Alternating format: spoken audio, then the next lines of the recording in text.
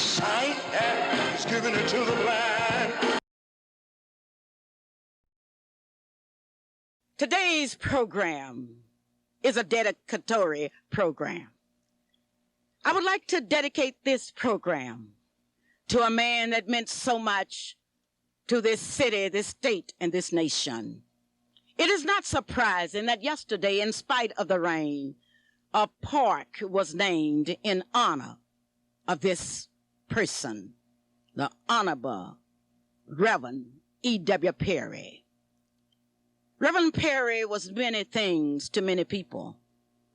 And as the citizens of Oklahoma City walk by a park that says the E.W. Perry Park, I want them to know that Reverend E.W. Perry was a giant among men, an inspiration to young people, encouragement to senior citizens was a way of life with him. But what was the greatness of Dr. Perry? Oh, this greatness could be told in the lives of his children, who are contributing citizens in terms of theology, in terms of music, in terms of community service. His story could be told as we look at a church, the Tabernacle Baptist Church, a church that he kept together based upon love, understanding, and faith. But Reverend E.W. Perry was greater than all of these. Born during the dark days of segregation, growing up in a segregated world, he fought and dreamed of the day when black children and white children would sit down together at a table of brotherhood. Talk about the Reverend E.W. Perry, then you will have to talk about the many drives that were held for the betterment of this community and of this nation. You talking about an NAACP supporter. You talking about a community supporter. Then you are talking about Reverend E.W. Perry. So now this city has lived up to something that's truly great, to name a park after a man that we can point to with pride. And we can pass the park on northeast of 48th Street, east of Longfellow School, and say to our children and our grandchildren, once upon a time, in a city known as Oklahoma City, there lived a man by the name of Reverend E.W. Perry, a man who Christianity was an every day and every hour affair with him. What a park. And as we use that park, and as we continue to beautify the park, let us do it with new dedication, because somewhere, I know the joy, the happiness that Reverend Perry brought to a lot of people were awakened yesterday as a park was dedicated. And this is for you. And certainly we salute his children. He has two here in Oklahoma City, Darlene McLeod and the Honorable Reverend Earl Jennings Perry. We want you to know that that park has a place in our hearts.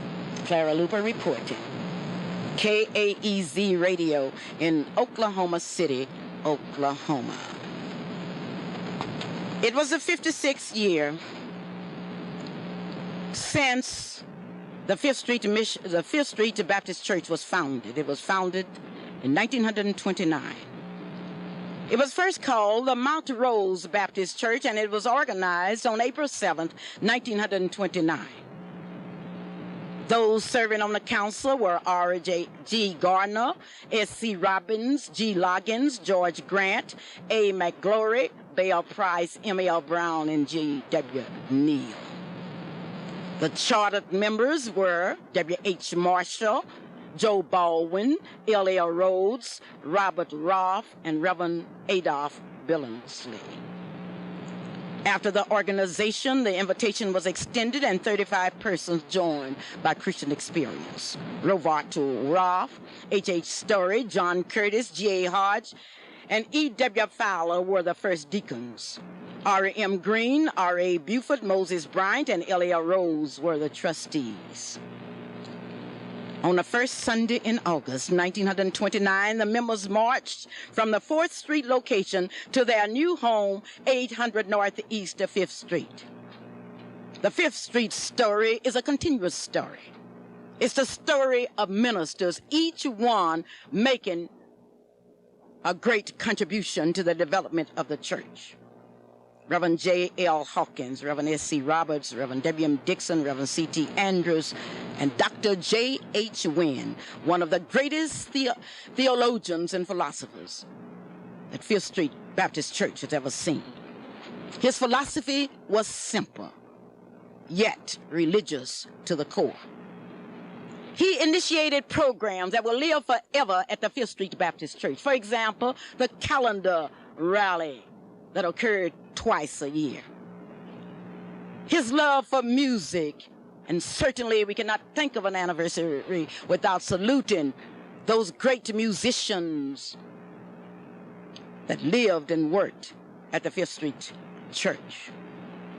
Or we think of Reverend Flemings, Reverend Bratton, Reverend Liggins, Reverend Wilson, Reverend LaFall, and certainly we think of Reverend James O. Bradford.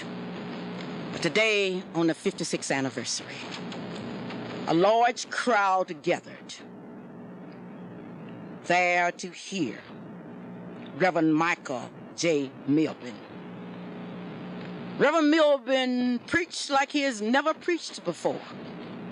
He preached with a dedication and yet with a religious interpretation that was so simple until an average person could truly understand. He asked the members of the 5th Street Baptist Church to hold on to your roots. Love them. Because if you lose your roots, you have lost everything.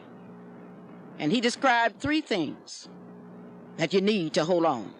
First, you need the Word of God, and you need love and faith. And he defined love in the same way that Martin Luther King so often talked about love. Then he brought to light think and thinking.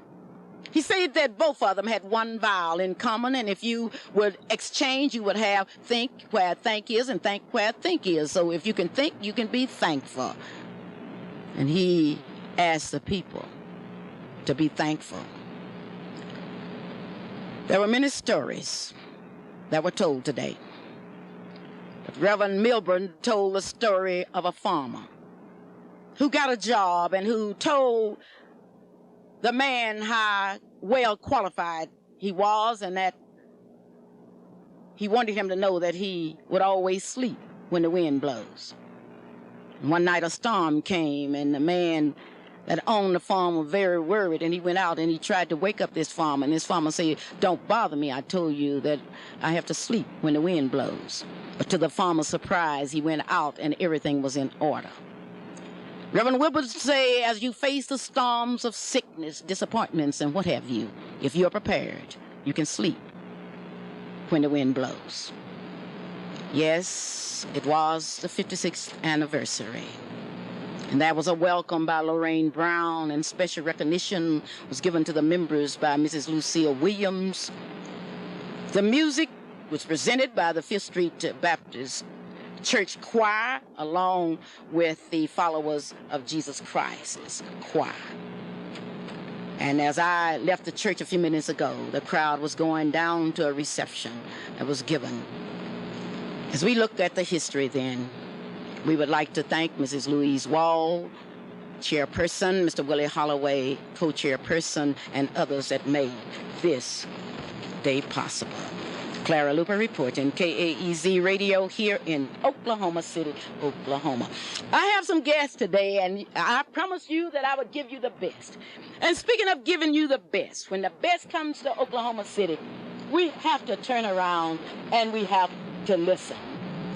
First, you want to know what's happening in Oklahoma City, Oklahoma, and certainly that's new. Something is always happening in Oklahoma City. But let me tell you something. The Soul Bazaar will be here April the 26th and the 27th, 1985. Those of you that are going to participate in the Soul Bazaar, remember it is business, education, economic development, cultural exchange, health, job fair, all in one. Human relations and entertainment. It is a minority-sponsored trade and industry show, and this year would be its 16th year. There will be entertainers, amateurs, professional bands, seminars, fashion shows, talent shows, art displays, various contests, races, musicals, film festivals, ceremonies, and a big parade. And today I'm going to tell you some of the people that have called in saying that I've got to be part of that parade. Those of you that would like to exhibit your goods and your products, all you will have to do is to call us here at KAEZ Radio or call me at 424-3949 here in Oklahoma City, Oklahoma. This part of our program is being brought to you by the M&W Welding Company here in Oklahoma City, Oklahoma. If we are talking about burglar bars, don't worry about them. Just call 424-1482. The address is 2601 Northeast 23rd Street here in Oklahoma City, Oklahoma.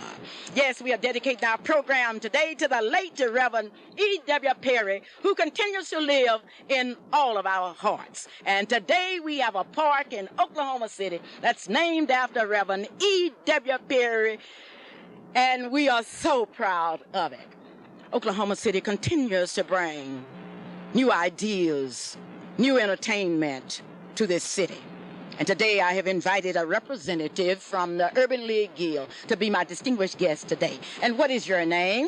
My name is Donnie Wyndham. Donna, I'm so happy to have you here today. I understand that you're a teacher by profession. Is that correct? Yes, that is correct. And I understand that you teach where the champions are. The girls are Star Spencer, Bobcat. What, you don't call the girls Bobcats. What do you call them? We call them Lady Bobcats. Well, those Lady Bobcats. Those are my Lady Bobcats. Those Lady Bobcats went on to victory. And certainly I know Mrs. Nancy Davis, the principal, Mr. Factory, and all Mrs. Factory. Mrs. Factory. And thank God we have a Mrs. Factory. That's the principal. All of them are really excited today. And I would like to take this time to tell you Bobcats that I love you. And I certainly want you to be my guest here on radio KAEZ here in Oklahoma City. But we didn't come here to talk about the Bobcats. We are going to do that when we get all those beautiful Lady Bobcats together. And we're going to do that. We've come here because something special is going on here in Oklahoma City. What is it? This is the 27th annual Ebony Fashion Fair. Oh, that's exciting. The 27th annual Ebony Fashion Show? Fashion fair. Oh, yes. I'm sorry. I say fashion show. And you say fashion fair. What's the difference, basically? Really, the Ebony Fashion Fair is just the title or the name of it. It is a fashion show, but it's different from other fashion shows because it's a traveling fashion show that's comprised mainly of black models put on by E. Johnson and John H. Johnson of Johnson Publishing Company. That publishing company is headquartered in Chicago? That's correct. All right. Now, you say it's a traveling fashion show or fashion fair. How many models do you have traveling? This year we have 10 females and 2 handsome males. I want to say something about the 2 males. They are twins, Ron and Rod. Yes, I've seen them modeling for the past 3 or 4 years. I think they are really outstanding models. Now, where will the fashion show be held? The fashion show will be held at the Greater Oklahoma City Civic Center Music Hall. That address is 200 Channon Square. Oh, well, that's quite interesting, and that is in downtown Oklahoma City. That's correct. How would you go about getting a ticket, or are you selling tickets to the Ebony Fashion Fair? Yes, we are. This year, we're proud to say that we have a lot of places that are selling the tickets, and let me name some. Please. C.R. Anthony's on Northeast 23rd, Everett's at 3100 North Classen. A new sponsor this year would be Capuccio's on North May. We have Herbert's Gospel Record Shop at 1515 Northeast 23rd, and Andre's Beauty Salon on Northeast 23rd. Oh, it's easy to talk about tickets, but how much are your tickets? Well, Clara, the tickets are $20 reserved seating, $16 reserved seating. And this year we have something new. We're selling student tickets at $8.50 if the students have their IDs. Okay, now you are telling me that I can get a reserved seat for $16 and a reserved seat for $20. I don't see any need of my paying $20 and I can get a reserved seat for $6. Well, it all depends. If you want to sit up close so you can see the models, or if you want to sit further back. The $20 tickets are closer to the stage, and of course the $16 tickets would be a little bit further back. Oh, I can't see the models if I'm sitting in a $16 seat. You will be able to see the models no matter where you sit. Okay, then. Well, those of you that would like to go to the Ebony Fashion Fair, and please say fair and not show, so Mrs. Wyndham won't have to remind you that it's a fair and not a show. All you will have to do is to go down in your pockets and get $20 and $16. What else do you get with $20 and $16? With the $20 and $16 reserved seats, that includes a one-year subscription to Ebony Magazine or Jet Magazine. With the student tickets, it includes a one-year subscription to Ebony Magazine. And those student tickets are how much? $8.50. That's with student ID. Well, that's really interesting, and I would like to thank you for being my guest today. I understand that this fashion fair is sponsored by what group? The fashion fair is sponsored by the Urban League Guild of Greater Oklahoma City. Okay, and who's your president? Leonard Benton is the president. Is the president of the guild, or is he the president of the Urban League? He is the president of the Urban League. Excuse me. And Ann I would Monroe, certainly excuse you for that. Ann Monroe is the president of the Urban League Guild. And speaking of Ann Monroe, I had the opportunity to see her directing a choir this morning. And if she is a type of president that she is a type of directors, we really have something on the ball. I love Ann anyway. Yes, she's a wonderful person. Thank you so very kindly for being my guest today. You are the fashion coordinator for Miss Black Oklahoma, aren't you? That's correct. Well, you might as well get ready. Now, I understand you're also having a reception, and I love receptions. Yes, last year we tried this and it worked so well. What we're doing is the people who patronize us, who come to the Ebony Fashion Show, after the fair, what will happen is they will come out to the lobby. We'll have 10 girls from Star Spencer High School to serve them refreshments, which will include punch and cake. Now, we realize that Star Spencer has the state girls championship, and you are telling me that they are going to be the ones to serve. You aren't using any from John Marshall, Douglas, or Millwood, or some of the other schools? We're using girls from Star Spencer High School. Okay, well, we don't mind it because the students from the Oklahoma City area schools will be there. Those tickets are only $8.50. This is a Clara Luper radio show, and this portion of our show is being brought to you by Sir Charles Taylor, 6225 Southeast 15th Street in Midwest City. It's time now to dress up, and when you dress up, all you will have to do is to be dressed up for Easter, and you can look good. Call 733-7600 here in Midwest City, and let Sir Charles Taylor fix you up for Easter. As we come now to a very distinguished part of our program, I have with me a very outstanding doctor. I've known this doctor through the years. I've had the opportunity to see him at the National Baptist conventions, the NAACP conventions, and every time I see him, he brings just a bit of Memphis, Tennessee to any kind of situation. I would like to see if you realize that today history is being made, because I have here in the studio Dr. Risby. Doctor, how are you today? Just fine. Everything's lovely. Beautiful weather here in your city. Oh, well, wonderful. I'm glad you like the weather here. I'm glad you like it because I like the weather in Oklahoma City better than I do in Memphis, because if you don't like the weather here, all you will have to do is to wait a minute. You can't say that for Memphis, can you? No, we cannot. Okay, now, Doctor, today I've invited you here because of your associates and the people that you continue to inspire. I understand that you are a pastor of a church, is that correct? That's right, pastor of the New Hope Baptist Church, 1581 Ball Road in the heart of Memphis, Tennessee. When I say pastor of a church, I mean one thing, but to make sure the people in Memphis and I are talking about the same thing, I would ask you, what are the responsibilities of a pastor of a church? Primarily, the responsibility of the pastor is to be the overseer and feed the flock.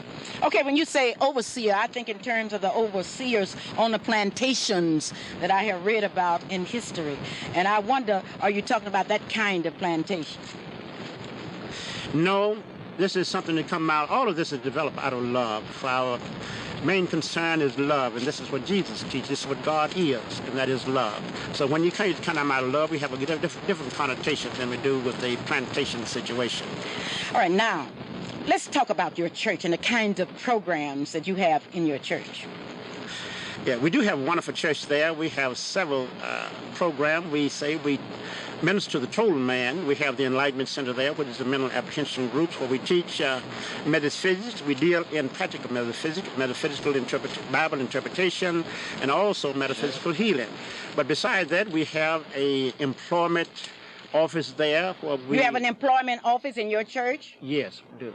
Which means that if I'm unemployed, I can go to your church and find a job? Right. We have the application. We have the resources there. Well, that's really something. Maybe I've got to call around here and see how many churches in Oklahoma City we have employment offices. And what else do you have? We also have a food program. I would say we have a food program. We deal with the government commodities. Besides that, we have an emergency food program in our food pantry, whereas we can at least give you food for a week if you're completely out and etc. In an emergency situation that will tide you over until you can get something else going, or we can get to the agencies who have to take care of this. You're talking about metaphysics, and what are you talking about? Metaphysics, it sounds like a big word, but really it is a big word, rather. It's a common word there that is two Greek words tied together, meta and physical, which mean beyond or after physical. Okay, so in your church you have a program that's beyond and after physical? Yes. Where does that take me, to purgatory? No, it takes you to the spirituality. To the spirituality of what's already in me? Right. Oh, well, this is in you, you know. Oh, well, that's quite interesting. Now, I understand that, I know that you're a lecturer. I have read many of your works, and I've seen people just standing in line saying, I want what Dr. Risby is saying. Now, what are you doing in Oklahoma? In Oklahoma, I'm down at Normal, really, at OU. I'm down there. I work with the government in environmental. I'm noted as an environmental specialist, and what we are doing now, we get into different things, trying to find out better ways to conserve our energy. We're looking at solar energy, gas, electric, whatever heat that's come on, or whatever cooling we have. This is a very up-and-coming program with the government, and also OU have a marvelous program there, and we are into it down at OU there. Oh, how are you enjoying your experiences at Oklahoma University? It's very nice, although we missed this week. We was here, and a couple weeks ago, we was here when there was a bunch of students on the campus. Now we have the Easter vacation time is here, and we are down there most of long, but it's very good. We have some very good instructors, very knowledgeable instructors, and mostly I'm down here due to the fact I'm over in management. We are more in a seminar situation, but it's very enjoyable, very helpful, and very inspirational. Oh, you are in management? Yes. I didn't know they hired blacks in that position in Memphis, Tennessee. Well, I could go on to a thing there. If you had been in Memphis just a couple of years ago, you would have seen not only we in management, but you would have seen the director, our local district manager was black, our SCFC, that is, the postmaster was black. Also, the southern regional postmaster was black. That was Mr. Cooper. I don't believe you have any blacks on your city council. Oh, but we do. We have there, and we have had several of them, but now we still have John Ford and his brother also there. His brother is a representative, isn't he? You have a United States representative representing your district in Washington, D.C., don't you? The best congressman in the world is Harold Ford. But he have two brothers on the council, the city council in Memphis. He has two brothers. There are two Ford brothers on the city council? Yeah, and the other one just happened to be a minister also. Well, what else do you have in Memphis? You're telling me, do you have any blacks on the school board? Oh, yes, ma'am. And the superintendent of the school board is... The superintendent of schools? The superintendent of school is one of my ex-fighters. One of your ex-fighters, so you're a fighter too, eh? Yes, and I used to train fighters, and Duke, as he's romantically known, is now superintendent of the school. That is Dr. William Heritage. You have a black superintendent of schools in Memphis, Tennessee? In Memphis, Tennessee. Aren't you all working to go back to segregation in Memphis? Yes, we have the same thing we have all over, and that is to come with the teacher plan and other things there. And what we are getting into is something that we're going to have to do and something that we are doing. And this is what it looks like. And we hope if we can get our thing together, then it won't be a negative situation that we'll get into, but we'll get back to the basis of doing something like we have a complete program on dealing with the family. And we are going to have to go back to the family and get things together, and we don't have to blame anybody on what happened to us if we do our thing for us. Well, I would like to congratulate you all for your stand in integration, because God has really blessed us in America. Who would have thought we would have had a black superintendent of schools in the Memphis school system? You're right. It's been a pleasure to be with you today, and I would like to invite you back when you come back to Oklahoma City to be on the Clara Luper radio show. God bless you, and I ask all of you to continue to listen to KEZ, that is Clara Luper radio show, which is a marvelous personality who have did many things, and God bless her, and we're going to be praying for her and ask her to do the same for us. I sure want you to pray for me, because I really need some prayers. I'm telling you, I really need some prayers. So those of you out in radio land, be sure and pray for Clara Luper. I would like to thank all of you for remembering Calvin while he was in the hospital. I have good news for you. He's out of the hospital and he's doing fine. I would like to especially thank Mrs. Dotha Dale Smith for this beautiful little token that you have sent to Calvin. I would also like to thank Mrs. Matthews from 5th Street Baptist Church for this card, and Calvin just loves it. It says that you love Calvin and we love you because you love Calvin. That's a good reason for loving you. Yesterday, the Zeta Phi Beta sorority celebrated its Founders Day program. It was a Chi Zeta chapter of Zeta Phi Beta Sorority Incorporated who celebrated founder womanhood. The celebration was held at Eddie's 23rd at Hudson in Oklahoma City, and I'm happy to have with me the chairperson of that celebration. Letty, how are you today? I'm fine, and you, Mrs. Luper? Well, I'm fine, and I would like to congratulate you for that celebration yesterday. I thought it was just wonderful. I want to thank all of the persons who came out, and especially all of the sorors who worked so hard to help put the program together. Now, who's your bacillus? My bacillus is Alma Washington. And yesterday, a beautiful prayer was given by a young lady from the University of Oklahoma, and what was her name? She was Sharon Pullitt, and she is part of an undergraduate chapter up at the University of Oklahoma. I noticed yesterday the Zetas presented their own soloist. Would you tell me those two soloists? Why, sure. We had some beautiful, beautiful voices singing yesterday, and one was our own soror, Emma June Green, and then soror Lynn Titsworth. Is Lynn from Central State University? She is from Central State, and she's in the Beta Gamma chapter there at Central State. I noticed that you gave golden pearls to the Pearls of Zeta Phi Beta Sorority Chi Zeta chapter here in Oklahoma City. Who were those pearls presented to? We really call those our golden pearls, Mrs. Luper, because those were the persons who organized the Chi Zeta chapter for the Zeta Phi Beta sorority. There were 5, and we only have 3 left, and those 3 persons are Soror Greer, Soror Clara McFall, and Soror Annalise Moore. Are you speaking of Lola Greer? Yes. Okay. Soror Lola Greer. And since they are our 3 pearls, and we think they are our jewels, we also presented them with a string of pearls. Well, yesterday was also award day. You presented the Founder Womanhood Award. That was presented by Mrs. Adams. Who was that award? Went to Soror Cooksey, Bernice Cooksey. Who was a Zeta of the Year? Zeta of the Year was Soror Cooksey, and the Final Womanhood Award was Soror Sylvia Lewis. Okay, let's get it straight now. The Final Womanhood Award went to Soror Lewis, Sylvia Lewis. And the Zeta of the Year is from Hoffman and Grayson, Oklahoma, and I know we are rejoicing because it was our own Bernice Cooksey. The Community Service Award for the first time went to another sorority, and that was the Eta Phi Beta chapter. I don't think they call themselves a sorority. Okay. It's a community organization, and they've done so much in the community for one of our schools. We could not overlook them because they have done it collectively. The Amica of the year was a very beautiful young lady yesterday, and that was Mrs. Artie Gray, and I would like to congratulate her, and certainly we are proud. And that was a special award that was presented to a Zeta that had written the movie. And tell me about that. Yeah, now I know people are surprised to know who received that award, and that was your announcer that you hear here, the person who wrote Behold the Walls. And she, not only did she write the play Brother President, but she has also made it into a movie. And several of you have seen the movie, and if you haven't been to see it, please go by because you will see something that's quite spectacular. Well, I really appreciate that. They tell me that there's not another sorrow in the state of Oklahoma or in the United States that have written, produced, and directed a movie. So I would like especially a Zeta, and she is a Zeta.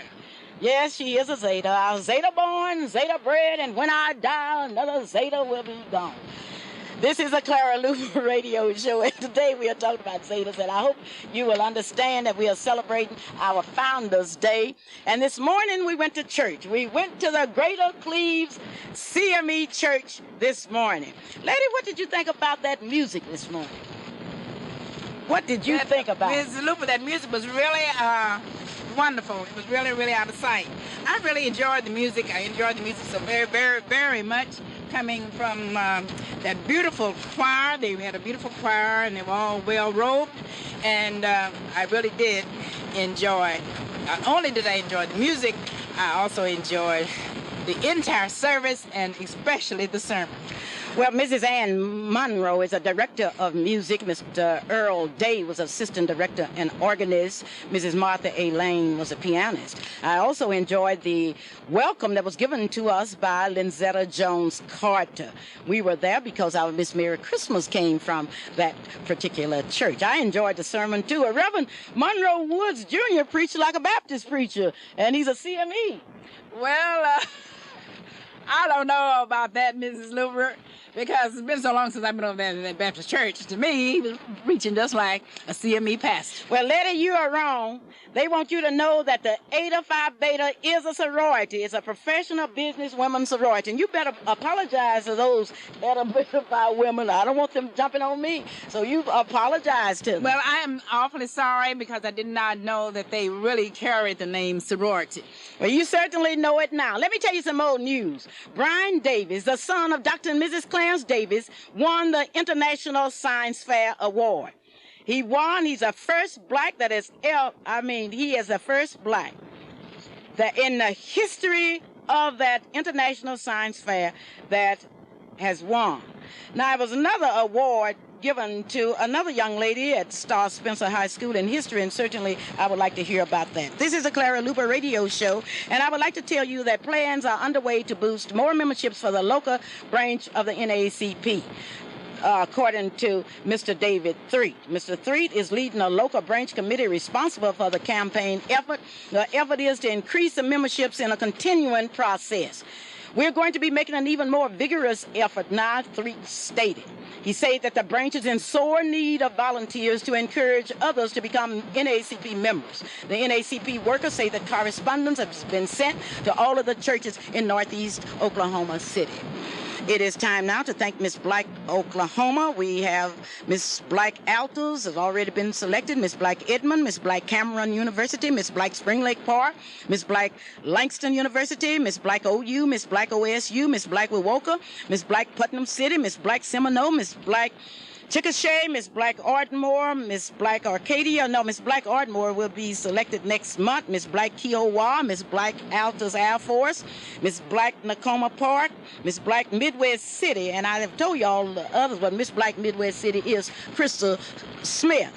Those of you in Dale City, remember we do not have a Miss Black Dale City, we do not have a Miss Black Arcadia, and we've got to have a Miss Black Wewoka and Holdenville. But anyway, it's so bizarre time here in Oklahoma. We'll be telling you more about that. And here's Onita with our death announcements. We have a very outstanding, we do have some more guests, but we are going to bring you the death announcements at this time. Here's Onita. Raw Funeral Home announces the following services. Services for Mrs. Antoinette Spagner of Oklahoma City is pending with the Raw Funeral Home. Services for Mr. Harlenza W. Bradshaw formerly of Oklahoma City, which was living in Wichita, Kansas, will be Tuesday at 11 a.m. at the First AME Church. Temple Funeral Home announces the services of Mrs. Annie McCrae of Oklahoma City is pending with the Temple Funeral Home. Services for Mr. Joseph Mark of Oklahoma City, body will be shipped to Alabama. McKay and Davis announces the services of Mrs. Corrine Adams of 1601 East Euclid is pending with the McKay and Davis Funeral Home. Services from Mr. Earl Bailey of Oklahoma City, bodies being shipped to Kansas City.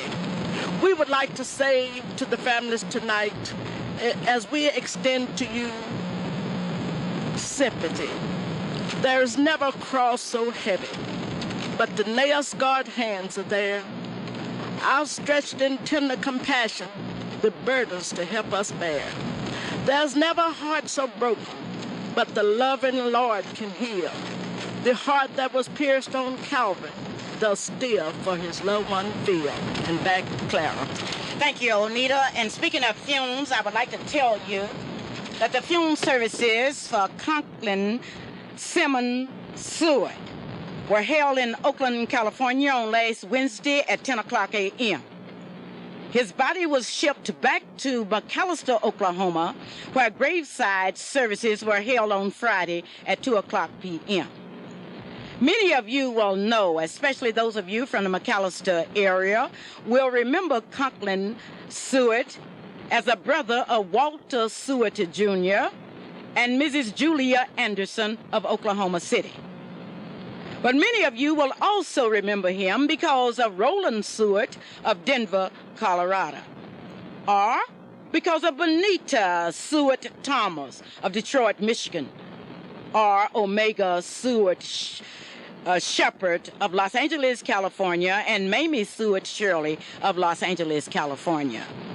Those of us in the Woods Neighborhood Club would like to extend our sympathy to Mr. and Mrs. Walter Seward Jr., our beloved member. Now, that the death was Walter Seward Jr.'s brother, Conklin Seward of Oakland, California. Mr. Gory James has asked me to remind you that Election Day is on Tuesday. He would like for me to remind you that he is very proud of his 4-year history in housing rehabilitation alone. The councilman stated that he has spent $7.6 million in Ward 7. Over $150,000 was earmarked for down payment grants to buyers in the John F. Kennedy and Medical Center urban renewal area.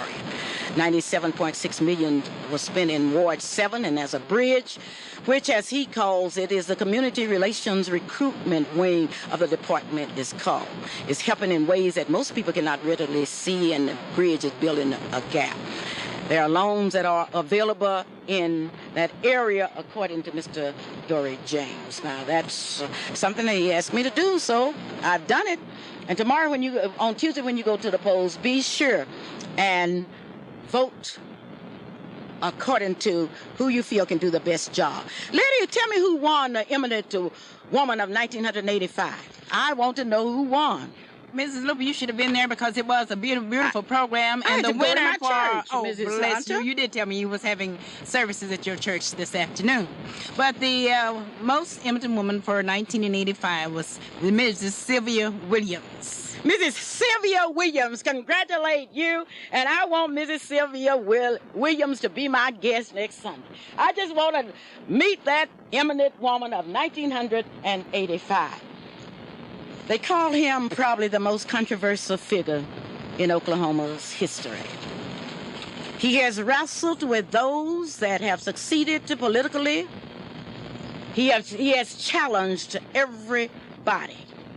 He is a fighter. He comes from Okmulgee, Oklahoma. I had the opportunity to go down to Okmulgee, Oklahoma, where they honored him at, I think it was a Israel Chapel, CME Church.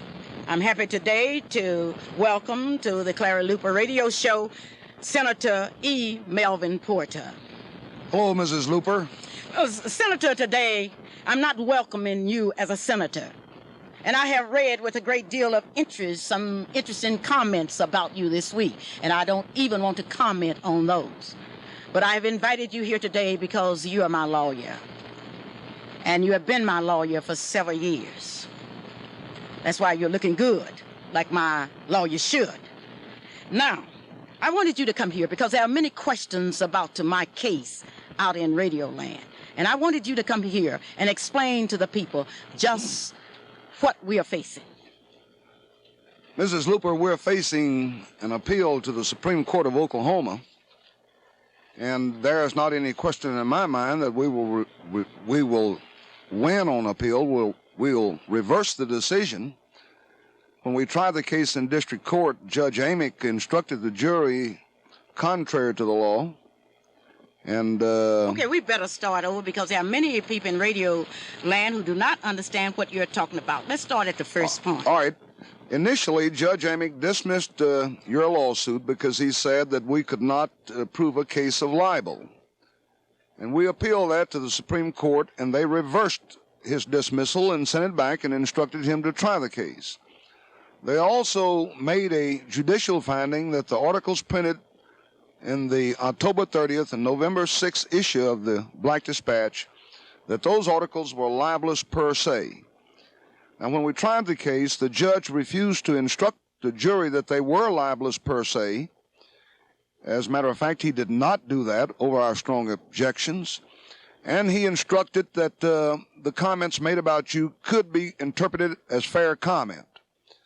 If your case was not a case of libel, there is not any libel law in Oklahoma or this country.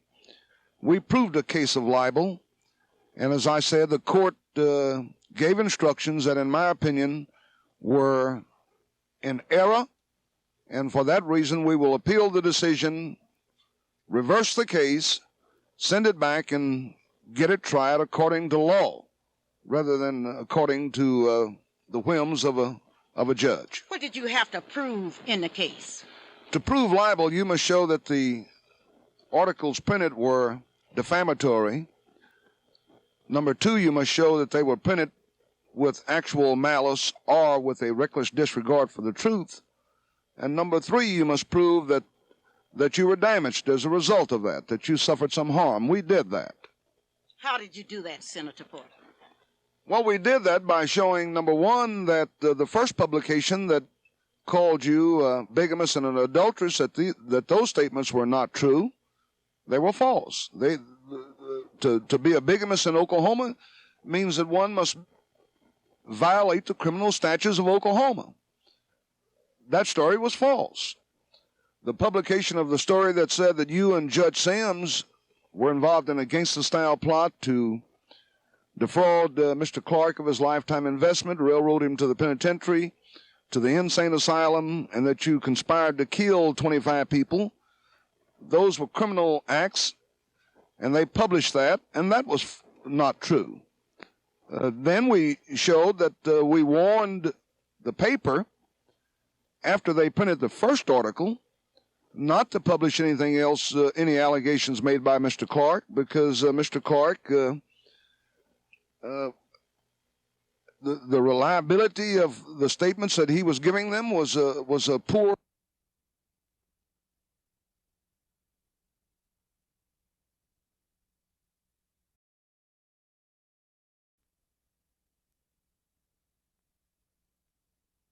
An impartial trial. I have great difficulty as a lawyer understanding why the same test could not have been applied to you. And it's a sad day in this country when a court system will give credence to a black woman who has made a contribution to this community to say that you can call her anything and we're not going to permit anything to be done about it. That's a sad day in this country. And you cannot make me believe it would take the Lord himself to come down on earth and convince me that the same verdict would have occurred had you been of some other color or ethnic classification. What was the difference between my case and Carol Burnett's? Not any difference at all. A man merely called Carol Burnett a drunkard, and she received a verdict of $1.5 million. Not any difference in your case and Jerry Farwell, where the publisher of Hustlers magazine said that he had intercourse with his mother, and he received a $200,000 verdict. Not any difference in your case. And Butts, who was the athletic director at the University of Georgia, who was accused of fixing football games, and he got a $3.6 million verdict. Not any difference at all, other than the fact that you happen to be a black woman. And for some reason, I got the impression that somebody in the judicial system felt that because it involved basically black parties, that we were not entitled to a trial consistent with the law. Well, Senator Porter, I'm not too familiar with courts, but I wondered, why did it take the judge, and I'm talking about Judge Amick, a day and a half to furnish instructions to the jury? Well, because he initially prepared instructions that we had to argue with him very strongly that were improper. And we gave Judge Amick, prior to the submission of that case to the jury, weeks before he even tried the case, we prepared instructions and cited the case law that we felt that he should have submitted. He wrote his own instructions, followed very few, if any, of our instructions, and in my opinion, his instructions were just contrary to the law and were geared to make sure that you did not get a verdict. Well, from what I saw as I was sitting there watching Dr. Finley and Dr. Sanford, it seemed as if they didn't have any kind of feelings with what they had done to me. What kind of story did Dr. Finley relate? Well, these men, and my argument in this case, how can you let something like this go unanswered? They didn't even retract the story. They didn't retract the story of October. They did not retract the story of November. Had they printed and said the same thing about my mother that they said about you, they probably would not have had to retract, because I would have gone down there and kicked them in their rear end, physically kicked them, if they had printed that about my mother. So we would have been in court on several grounds. I cannot believe that people in this community can subscribe to the philosophy that you can mangle and damage somebody's reputation that way, and then those persons should go on, then that mangling should go unanswered. We don't live in that kind of a society. In the olden days, people used to take a gun and have duels when you damaged their reputation. We now try to resolve those problems in a court of law. We've been in this case 5 years, and it's taken us 5 years to get to trial. We're going to appeal the case. We'll reverse it, and we'll come back and we'll try the case consistent with the law, not consistent with the whims of some lawyers who call it a show, some lawyers who feel that you can mangle a black lady's reputation and nothing has to be done about it, and some judge who does not want to follow the law. Well, it was quite interesting that we could only find one person in Oklahoma City that went down and testified that it did not hurt me, and that was John E. Green. Well, I don't know where Mr. Green got that impression from, but I'm sure if that was said about his mother or his wife, it would have hurt them. I'm sure that if Wanda Green was called a bigamist, it would hurt her. And I can't the arrogance of a man coming into that courtroom saying you were not hurt disturbs me very much. Well, he said he had talked to 100 people, and I've asked John Green to give me a list of those 100 people who said I was not damaged, and as yet I have not gotten that list. Well, you've got to look at the parties that are involved. Mr. Green is close to Dr. Finley and close to Dr. Sanford, and if he wants to brown nose him that way to keep their friendship, well, then that tells you something about his integrity as a man. I tell you, I was disappointed that he would dare take that stand and talk about belonging to the Y and the NAACP and the Boule and his fraternity and everything else, and then get on that witness stand and recite that you were not damaged as a result of those horrible untruths. This part of our program is brought to you by the House of Bingo, located at 3641 North Everett here in Oklahoma City. The telephone number is 942-4162. That's the House of Bingo, 3641 North Everett Street here in Oklahoma City, Oklahoma. Marilyn Hildred would like to thank those of you that are calling on her. She's your All-State agent, and she's very, very proud to be. Now, Ms. Luper, let me say this. The horrible part about this is that you've got to go through the expensive process of an appeal. That means we've got to buy the transcript and have it reduced to typewritten form. of all of the testimony that occurred in that trial, both in the courtroom and in the judge's chambers. And that's an extremely expensive matter to vindicate yourself. And but we'll do that, and I'm confident that we'll prevail in the end and get a verdict that will put in the record books and set the record straight that you were in fact libeled. You were. Everybody knows you were.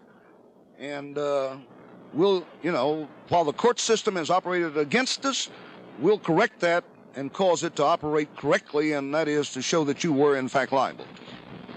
Ms. Attorney, someone had just called and wanted to know what could they do to help. Well, libel litigation, ladies and gentlemen, is an extremely expensive litigation. And I'm not on this station to solicit any money to pay me because I got involved in this case initially, and money is not an issue with me. It's a matter of standing up for a friend and for a lady who has been hurt. And so the cost of the appeal, insofar as a transcript is concerned, the buying of that transcript is a very expensive matter. And if anyone wanted to help, they could help in that regard, because the cost of that transcript will be approximately $6,000. $6,000? Now, Porter, where would I get $6,000 from?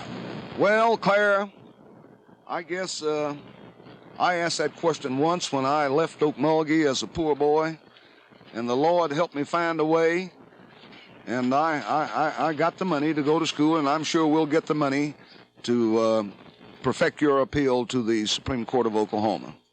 Do you think I have 6,000 friends out there that would invest $1 in me? Well, there's not any doubt in my mind about it. You know, ladies and gentlemen, let me say this, and I say this as a citizen, not just as a lawyer. Can we really permit to go unanswered the involvement of a woman who has given so much to this community, who paid such a very difficult price in difficult days to bring about social justice, just because the arrogance of two men who happened to be doctors were so arrogant and conceited that they could not retract the wrong that was printed in their paper? Can we let that go unanswered? If we can, and if we do, then I don't want any part of this community. I'm living in a community that I shouldn't be in. I cannot believe that we can let that go unanswered. I have no personal vendetta against Dr. Finley or Dr. Sanford, and I would feel equally as strong if the same untruths were said and printed in a newspaper about their wives or their mothers. We cannot permit this white community to prostitute the name and the reputation of people in our community just because they don't want to be fair. Now, I'm a lawyer, and I'm governed by certain guidelines, but I have a right also to speak as a citizen. And I'll quit practicing law the day it comes that I have to subscribe to that kind of judicial rot. I'm not going to subscribe to it. I'll quit practicing law and start cutting yards or doing something else first. We cannot permit a system that would punish a highway patrolman,